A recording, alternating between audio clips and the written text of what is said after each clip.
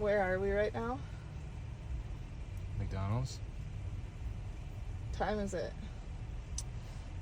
10:30.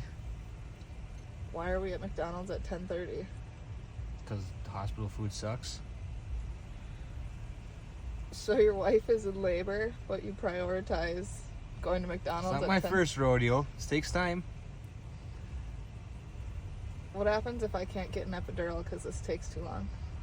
We could have left a long time ago, but you wanted to wait. Wasn't ready yet.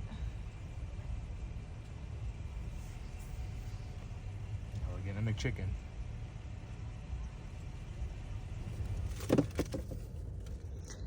Can we go have a baby yet? Just about.